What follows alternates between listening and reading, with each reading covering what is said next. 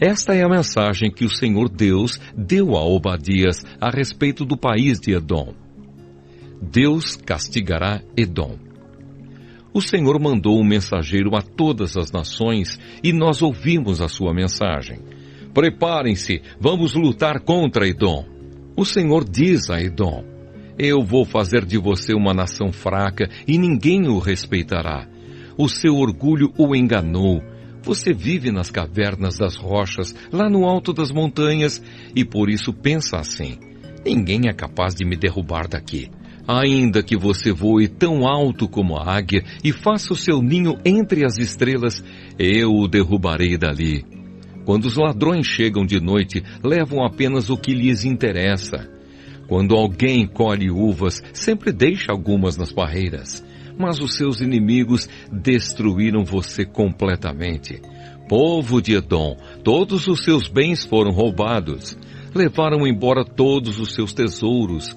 Os seus aliados o traíram e o expulsaram do seu próprio país. Povos com quem você tinha acordos de paz conquistaram a sua terra. Os seus amigos mais chegados fizeram planos contra você. Eles dizem: os edomitas são uns tolos. O Senhor Deus diz: no dia em que eu castigar Edom, acabarei com todos os seus sábios. Não ficará uma só pessoa inteligente no país. Os soldados de Temã tremerão de medo. Todos os guerreiros de Edom serão mortos. A culpa de Edom. O Senhor diz ao povo de Edom: vocês maltrataram e mataram os seus irmãos, os descendentes de Jacó. Por isso, vocês serão destruídos e a desgraça os acompanhará para sempre.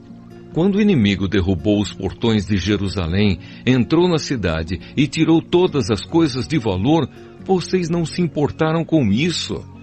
Quando aqueles estrangeiros tiraram a sorte para ver quem ficava com as riquezas, vocês fizeram a mesma coisa.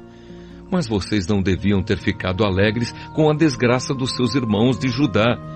Não deviam ter olhado com prazer quando eles foram destruídos. Não deviam ter zombado deles quando eles estavam aflitos. Quando o meu povo foi derrotado, vocês não deviam ter entrado em Jerusalém, nem deviam ter ficado alegres com a desgraça deles. Quando eles sofreram a derrota, vocês não deviam ter roubado os seus bens, não deviam ter esperado nas encruzilhadas para matar os que procuravam fugir, nem deviam ter entregado ao inimigo os que escaparam com vida. A condenação das nações. O Senhor Deus diz: está chegando o dia em que eu vou julgar todas as nações. Aí vocês, edomitas, pagarão pelas suas maldades. Aquilo que vocês fizeram com outros será feito com vocês. O meu povo já foi duramente castigado no meu Monte Santo. Todas as nações vizinhas sofrerão um castigo ainda mais duro. Serão castigadas e desaparecerão. A vitória de Israel. O Senhor diz: mas no Monte Sião, o lugar santo, alguns conseguirão escapar. O povo de Israel possuirá de novo a terra que eu lhe dei. Os povos de Judá e de Israel serão como labaredas de fogo. Eles destruirão os descendentes de Esaú, como o fogo devora a palha. Nenhum dos edomitas escapará. Eu, o Senhor, falei. Os israelitas do sul de Judá conquistarão o país de Edom, e os que moram nas planícies de Judá tomarão posse do território dos filisteus. Os israelitas conquistarão o território de Efraim e de Samaria, e o povo da tribo de Benjamim tomará a região de Gileade. Os que foram levados como prisioneiros para fora do reino de Israel voltarão e conquistarão a região da Fenícia até a cidade de Sarepta, no norte. E os que foram levados de Jerusalém e que estão em Sefarade conquistarão a região do sul de Judá. O povo de Deus vitorioso subirá ao monte Sião e dali governará o povo de Edom. E o Senhor será o rei. Jonas, capítulo 1. Jonas foge de Deus. Certo dia, o Senhor Deus disse a Jonas, filho de Amitai: apronte-se, vá à grande cidade de Nínive e grite contra ela, porque a maldade daquela gente chegou aos meus ouvidos. Jonas se aprontou, mas fugiu do Senhor, indo na direção contrária. Ele desceu a Jope e ali encontrou um navio que estava de saída para a Espanha. Pagou a passagem e embarcou a fim de viajar com os marinheiros para a Espanha, para longe do Senhor. No entanto, Deus mandou um forte vento e houve uma tempestade no mar. Era tão violenta que o navio estava em perigo de se partir ao meio. Os marinheiros ficaram com muito medo e gritavam por socorro, cada um ao seu Deus. E para que o navio ficasse mais leve, jogaram a carga no mar. Porém, Jonas tinha descido ao porão e ali havia se deitado e caído num sono profundo. O capitão do navio o encontrou ali e disse: como é que você está aí dormindo? Levante-se e peça socorro ao seu Deus. Pode ser que ele tenha pena de nós e não deixe a gente morrer. Os marinheiros disseram uns aos outros: vamos tirar a sorte para descobrir quem é o culpado de estarmos neste perigo. Eles fizeram isso e o nome de Jonas foi sorteado. Então lhe perguntaram: agora diga, quem é o culpado de tudo isso? O que é que você está fazendo aqui? De onde você vem? De que país você é e qual é o seu povo? Eu sou hebreu, respondeu Jonas, e adoro o Senhor, o Deus do céu, que fez o mar e a terra. Em seguida, Jonas contou que estava fugindo de Deus, o Senhor. Aí os marinheiros ficaram mais apavorados ainda e disseram: veja só o que você fez. A tempestade piorava cada vez mais, de modo que os marinheiros perguntaram a Jonas: que devemos fazer com você para que o mar se acalme? Jonas respondeu: vocês me peguem e joguem no mar que ele ficará calmo. Pois eu sei que foi por minha culpa que esta terrível tempestade caiu sobre vocês. Em vez de fazerem isso, os marinheiros começaram a remar com toda a força, tentando levar o navio para a praia. Porém não conseguiam nada, porque a tempestade piorava ainda mais. Então oraram bem alto assim: ó Senhor Deus, não nos castigues com a morte por tirarmos a vida deste homem, pois és tu, ó Senhor, quem está fazendo isso, e o que está acontecendo é da tua vontade. Em seguida, os marinheiros pegaram Jonas e o jogaram no mar, e logo o mar se acalmou. Eles ficaram com tanto medo do Senhor que lhe ofereceram um sacrifício e lhe fizeram promessas. O Senhor ordenou que um grande peixe engolisse Jonas, e ele ficou dentro do peixe 3 dias e 3 noites. Jonas capítulo 2. A oração de Jonas. Ali de dentro do peixe, Jonas orou ao Senhor seu Deus, dizendo: ó Senhor Deus, na minha aflição clamei por socorro e tu me respondeste. Do fundo do mundo dos mortos gritei pedindo socorro e tu ouviste a minha voz. Tu me atiraste no abismo, bem no fundo do mar. Ali as águas me cercavam por todos os lados e todas as tuas poderosas ondas rolavam sobre mim. Pensei que havia sido jogado fora da tua presença e que não tornaria a ver o teu santo templo. As águas vieram sobre mim e me sufocaram. O mar me cobriu completamente e as plantas marinhas se enrolaram na minha cabeça. Desci até a raiz das montanhas, desci a terra que tem o portão trancado para sempre. Tu, porém, me salvaste da morte, ó Senhor meu Deus. Quando senti que estava morrendo, eu lembrei de ti, ó Senhor, e a minha oração chegou a ti no teu santo templo. Aqueles que adoram ídolos, que são coisas sem valor, deixaram de ser fiéis a ti, mas eu cantarei louvores e te oferecerei sacrifícios e cumprirei o que prometi. A salvação vem de Deus, o Senhor. Então o Senhor deu ordem ao peixe e ele vomitou Jonas na praia. Jonas capítulo 3.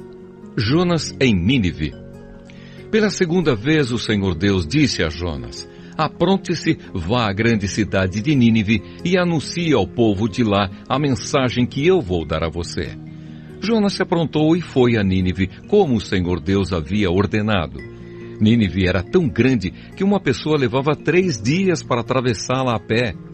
Jonas entrou na cidade, andou um dia inteiro e então começou a anunciar: dentro de 40 dias, Nínive será destruída.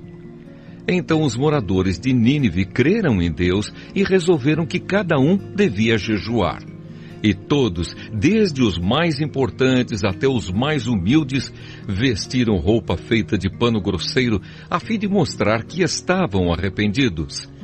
Quando o rei de Nínive soube disso, levantou-se do trono, tirou o manto, vestiu uma roupa feita de pano grosseiro e sentou-se sobre cinzas. Mandou também anunciar ao povo da cidade o seguinte: esta é uma ordem do rei e dos seus ministros. Ninguém pode comer nada.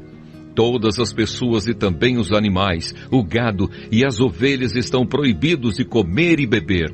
Que todas as pessoas e animais vistam roupas feitas de pano grosseiro. Que cada pessoa ore a Deus com fervor e abandone os seus maus caminhos e as suas maldades. Talvez assim Deus mude de ideia. Talvez o seu furor passe e assim não morreremos. Deus viu o que eles fizeram e como abandonaram seus maus caminhos. Então mudou de ideia e não castigou a cidade como tinha dito que faria. Jonas, capítulo 4. A raiva de Jonas e a misericórdia de Deus. Por causa disso, Jonas ficou com raiva e muito aborrecido. Então orou assim: ó Senhor Deus, eu não disse antes de deixar a minha terra que era isso mesmo que ias fazer? Foi por isso que fiz tudo para fugir para a Espanha. Eu sabia que és Deus que tem compaixão e misericórdia. Sabia que és sempre paciente e bondoso e que estás sempre pronto a mudar de ideia e não castigar. Agora, ó Senhor, acaba com a minha vida, porque para mim é melhor morrer do que viver. O Senhor respondeu: Jonas, você acha que tem razão para ficar com tanta raiva assim? Aí Jonas saiu de Nínive, foi para o lado onde o sol nasce e sentou-se. Depois construiu um abrigo e sentou-se na sombra, esperando para ver o que ia acontecer com a cidade. Então o Senhor Deus fez crescer uma planta por cima de Jonas para lhe dar um pouco de sombra, de modo que ele se sentisse mais confortável. E Jonas ficou muito satisfeito com a planta. Mas no dia seguinte, quando o sol ia nascer, por ordem de Deus, um bicho atacou a planta e ela secou. Depois que o sol nasceu, Deus mandou um vento quente vindo do leste. E Jonas quase desmaiou por causa do calor do sol, que queimava a sua cabeça. Então quis morrer e disse: para mim é melhor morrer do que viver. Mas Deus perguntou: Jonas, você acha que está certo ficar com raiva por causa dessa planta? Jonas respondeu: é claro que tenho razão para estar com raiva, e com tanta raiva que até quero morrer. Então o Senhor Deus disse: essa planta cresceu numa noite, e na noite seguinte desapareceu. Você nada fez por ela, nem a fez crescer, mas mesmo assim tem pena dela. Então eu, com muito mais razão, devo ter pena da grande cidade de Nínive, onde há mais de 120.000 crianças inocentes e também muitos animais. Miqueias, capítulo 1. Esta é a mensagem que o Senhor Deus deu a Miqueias da cidade de Moresete. Miqueias teve estas visões a respeito das cidades de Samaria e de Jerusalém durante os reinados de Jotão, Acás e Ezequias, na terra de Judá. O julgamento de Samaria. Escutem todos os povos, prestem atenção todos os moradores da terra. O Senhor vai ser testemunha contra vocês. Do seu templo no céu ele falará. Ele descerá do lugar onde mora e caminhará sobre as montanhas. Debaixo dos seus pés, as montanhas se desfazem. São como cera que se derrete no fogo. Os vales se abrem, como se uma enchente os cortasse ao meio. Tudo isso acontecerá porque o povo de Israel pecou e se revoltou contra Deus. Quem é culpado da revolta de Israel é o povo de Samaria. E quem é responsável por haver santuários pagãos em Judá é o povo de Jerusalém. Por isso o Senhor diz: eu farei com que a cidade de Samaria vire um montão de ruínas em campo aberto. Farei com que seja um lugar para a plantação de uvas. Farei com que as pedras da cidade rolem monte abaixo e que os alicerces das casas de Samaria fiquem aparecendo. Todas as imagens serão destruídas, toda a riqueza conseguida à custa das prostitutas dos seus templos pagãos será queimada e todos os ídolos virarão um monte de ruínas. Tudo o que foi comprado com dinheiro das prostitutas será usado para pagar as prostitutas em outros templos pagãos. Os inimigos chegam perto de Jerusalém. Por isso eu choro e grito de dor, e em sinal de tristeza ando descalço e nu, uivando como uma raposa e soltando gritos de dor como uma avestruz. Pois os ferimentos do povo de Samaria não podem ser curados. A destruição já atingiu Judá e está perto de Jerusalém, onde vive o meu povo. Não contem em Gate a nossa derrota, nem comecem a chorar. Povo de Bet-Leafra, role no chão em sinal de desespero. Moradores de Safir, vão nus e envergonhados para o cativeiro. Os que vivem em Zaanã não devem sair da cidade. Quando ouvirem o povo de Bet-Ezel chorar, vocês saberão que eles não os podem ajudar. Os que moram em Marote esperam ansiosos por socorro, pois o Senhor fez a desgraça chegar bem perto de Jerusalém. Moradores de Laques, atrelem os cavalos aos carros. Vocês fizeram o mesmo que os israelitas, isto é, levaram o povo de Jerusalém ao pecado. Portanto, povo de Judá, diga adeus à cidade de Moresete-Gate. O povo da cidade de Axibe será uma armadilha para os reis de Israel. O Senhor Deus diz: vão entregar a cidade de Maressa nas mãos do inimigo, e as autoridades de Israel irão se esconder na caverna que fica perto da cidade de Adulã. Povo de Judá, corte os cabelos e rape a cabeça em sinal de tristeza, pois os seus filhos queridos serão levados como prisioneiros para longe da sua pátria.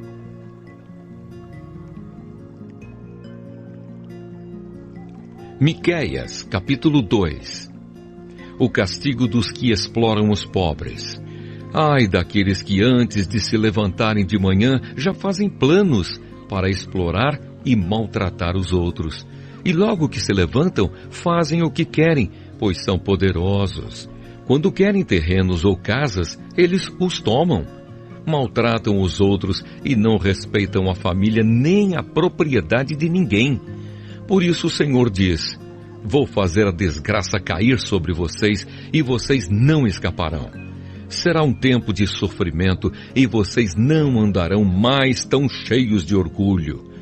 Quando aquele dia chegar, outros vão inventar um provérbio a respeito de vocês e cantarão esta canção triste.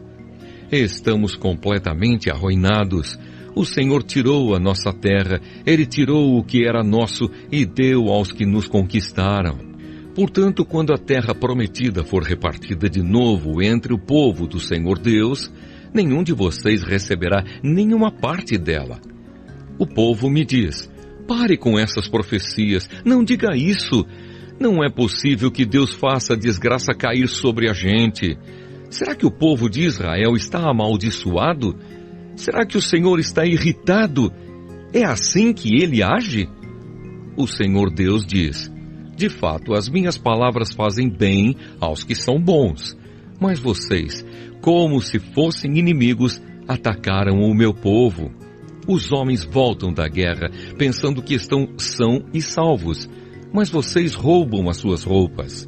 Vocês expulsam dos seus lares queridos as mulheres do meu povo, e assim os filhos delas perdem para sempre as bênçãos que prometi.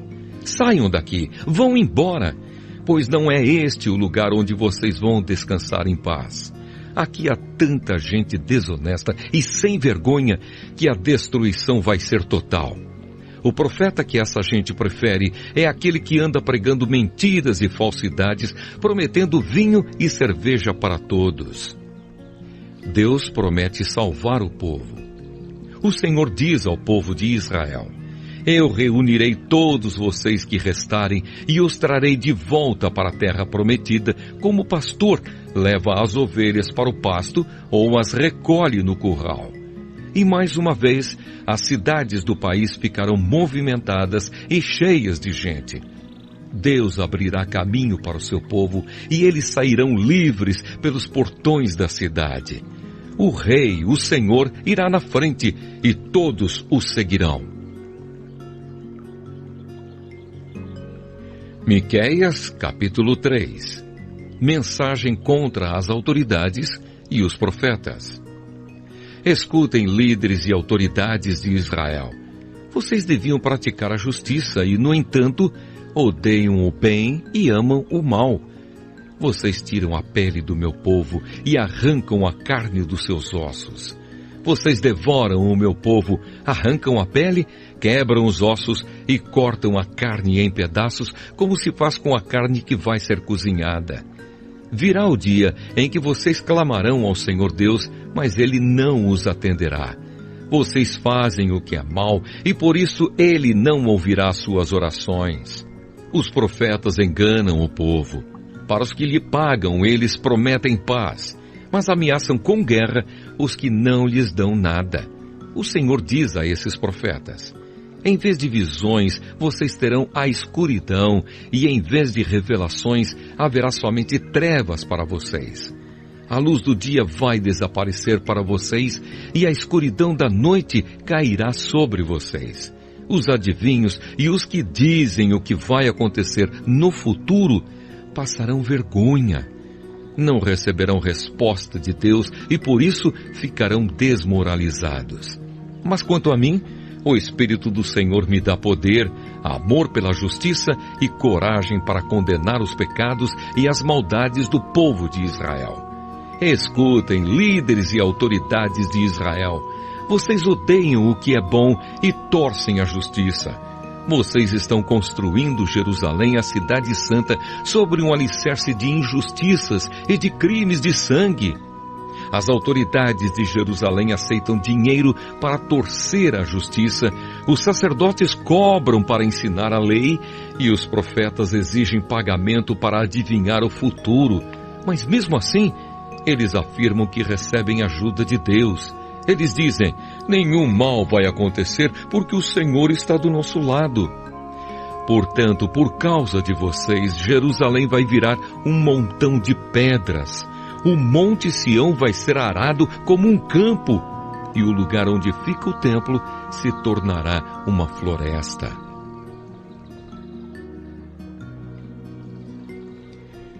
Miqueias, capítulo 4. O reinado de paz de Deus, o Senhor. No futuro, o monte do templo do Senhor será o mais alto de todos, ficando acima de todos os montes. Todas as nações irão correndo para lá, e esses povos dirão: vamos subir o monte do Senhor, vamos ao templo do Deus de Israel. Ele nos ensinará o que devemos fazer e nós andaremos nos seus caminhos. Pois os ensinamentos do Senhor vêm de Jerusalém. É do monte Sião que ele fala ao seu povo. Ele será juiz entre muitos povos e decidirá questões entre grandes nações distantes. Os povos transformarão as suas espadas em arados e as suas lanças em foices. Nunca mais as nações farão guerra, nem se prepararão novamente para batalhas. Todos viverão seguros e cada um descansará calmamente debaixo das suas figueiras e das suas parreiras. Esta é a promessa do Senhor Todo-Poderoso. As outras nações adoram e obedecem aos seus deuses, mas quanto a nós, O Senhor é o nosso Deus, e nós o adoraremos e lhe obedeceremos para sempre.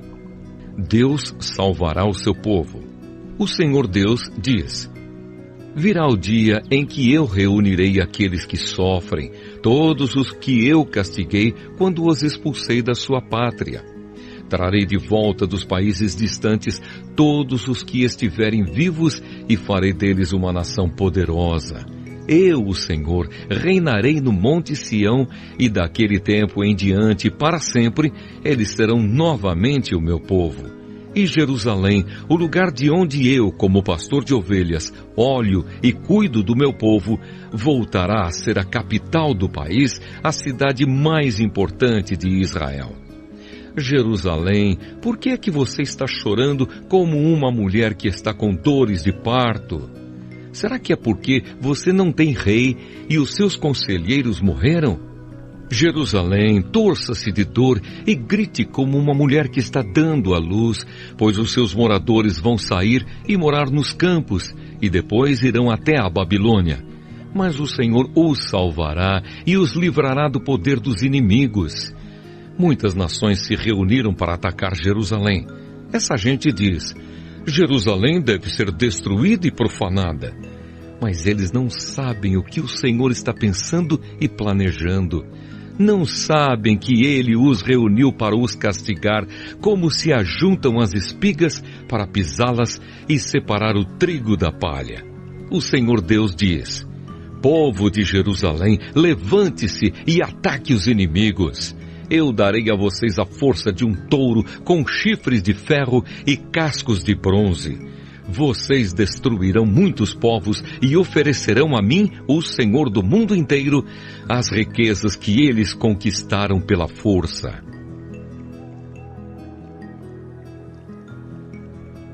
Miqueias capítulo 5. Povo de Jerusalém, prepare-se para se defender, pois as tropas inimigas estão cercando a cidade e querem matar o rei de Israel. Deus promete um rei para o seu povo. O Senhor Deus diz: Belém Efrata, você é uma das menores cidades de Judá, mas do seu meio farei sair aquele que será o rei de Israel. Ele será descendente de uma família que começou em tempos antigos, num passado muito distante. Deus vai entregar os israelitas nas mãos do inimigo, que os dominará até que nasça o filho da mulher que está para dar à luz.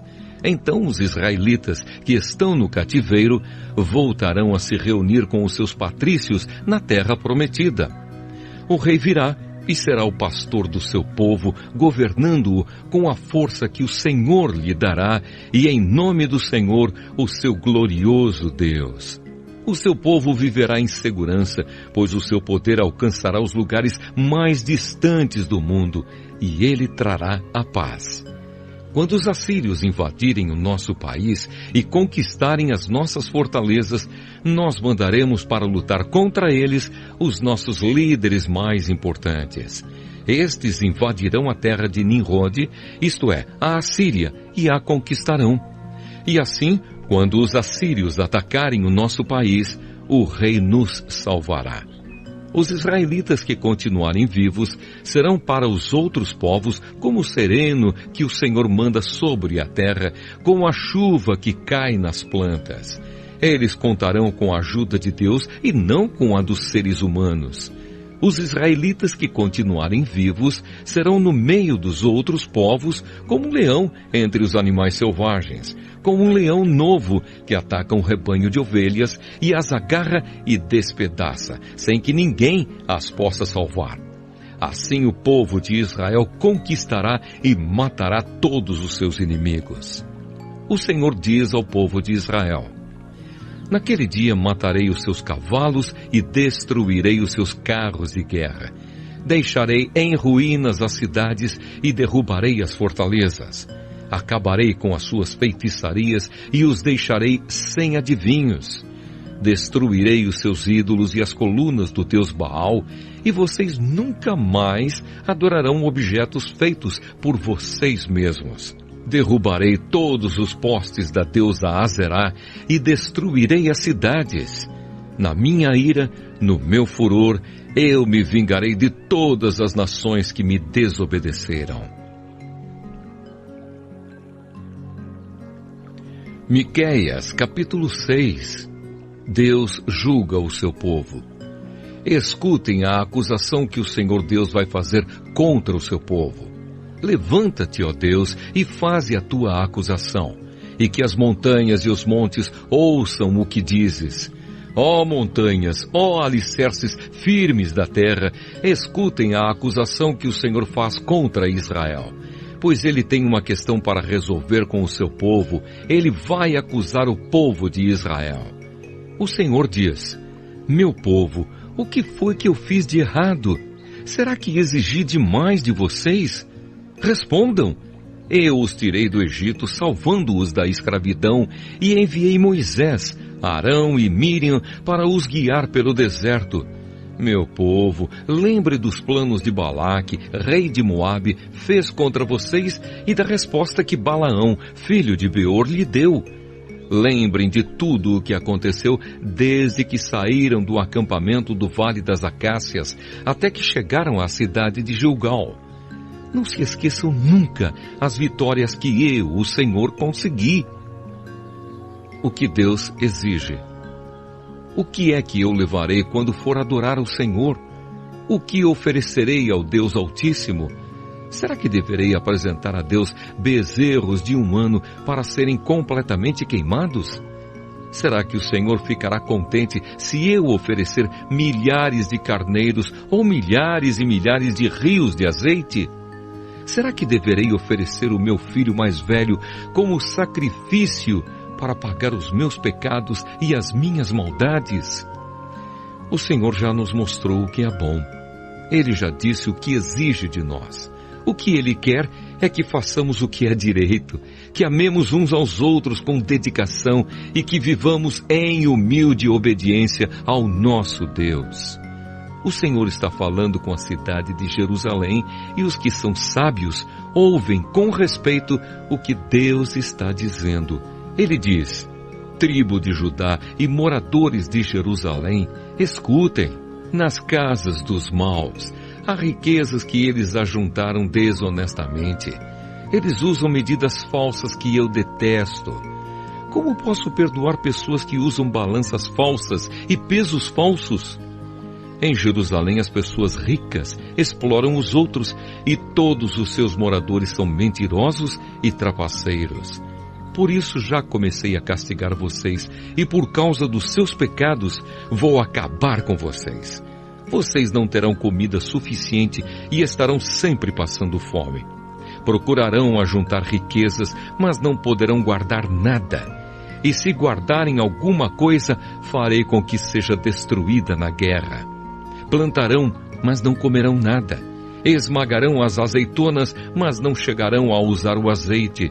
Pisarão as uvas, mas não beberão o vinho. Tudo isso vai acontecer porque vocês imitaram os maus costumes e as maldades do rei Onri e do seu filho, o rei Acabe, e seguiram os conselhos deles. Por isso, vou destruir Jerusalém e todo mundo vai zombar dos moradores da cidade. Vocês serão insultados por todos os povos. Miqueias, capítulo 7. A corrupção de Israel. Ai de mim! Sou como um homem faminto que depois da colheita procura figos nas figueiras e uvas nas parreiras, mas não encontra nada, porque todas as uvas e todos os figos maduros foram colhidos. No país inteiro não há uma só pessoa honesta, nenhuma que obedeça a Deus. Todos estão procurando matar os outros, cada um procura pôr o seu patrício na cadeia. Todos estão prontos para fazer o que é mal. Autoridades exigem dinheiro por fora e juízes recebem presentes para torcer a justiça. Os poderosos contam como vão satisfazer os seus maus desejos. Todos planejam fazer coisas más. Mesmo as melhores pessoas, as que são mais honestas, não valem mais do que espinheiros. Mas está chegando o dia em que Deus vai castigá-los conforme os vigias dele, isto é, os profetas anunciaram. Naquele dia haverá confusão geral. Não acreditem nos vizinhos, nem confiem nos amigos. Cada um tome cuidado até com o que diz a sua mulher. Pois hoje em dia os filhos desprezam os pais, as filhas desobedecem às mães e as noras brigam com as sogras. E os piores inimigos de qualquer pessoa são os próprios parentes. Eu, porém, ponho a minha esperança em Deus, o Senhor, e confio firmemente que Ele me salvará. O meu Deus me atenderá. Deus salva o seu povo. Inimigos, não zombem de nós. De fato caímos, mas ficaremos novamente de pé. Agora estamos na escuridão, mas o Senhor será a nossa luz. Nós pecamos contra Deus e agora teremos de suportar a sua ira. Mas Ele vai julgar a nossa causa e nos fará justiça. Ele nos levará para a luz e nós seremos salvos. Quando os nossos inimigos virem isso, ficarão envergonhados, pois disseram: onde está o Senhor, o Deus de vocês? E agora vamos ter o prazer de vê-los derrotados. Eles serão pisados como a lama das ruas. Povo de Jerusalém, está chegando o tempo de construir de novo as muralhas da cidade e de mudar para mais longe as fronteiras do país. Naquele dia, os nossos patrícios voltarão para Jerusalém. Eles virão da Assíria, do Egito e da região do rio Eufrates. Virão dos mares e das montanhas mais distantes. Mas o mundo inteiro vai virar um deserto por causa dos pecados dos seus moradores. Oração pedindo a misericórdia de Deus. Ó Deus, nosso pastor, cuida de nós, o teu rebanho, pois vivemos isolados numa floresta cercada de terras boas e férteis. Como fizeste no passado, leva-nos agora para os bons pastos de Bazã e de Gileade. Faze milagres a nosso favor, como fizeste quando nos tiraste do Egito. Nações poderosas verão isso e, apesar de todo o seu poder, ficarão envergonhadas. Os outros povos ficarão com medo, fecharão a boca e taparão os ouvidos. Eles se arrastarão no pó como cobras, como animais que se arrastam pelo chão. Tremendo de medo, eles sairão das suas fortalezas e, cheios de temor, voltarão para o Senhor, nosso Deus. Ó Deus, não há outro Deus como tu, pois perdoas os pecados e as maldades daqueles do teu povo que ficaram vivos. Tu não continuas irado para sempre, mas tens prazer em nos mostrar sempre o teu amor. Novamente terás compaixão de nós. Acabarás com as nossas maldades e jogarás os nossos pecados no fundo do mar. Como prometeste antigamente aos nossos antepassados, tu serás fiel e mostrarás o teu amor a nós, os descendentes de Abraão e de Jacó.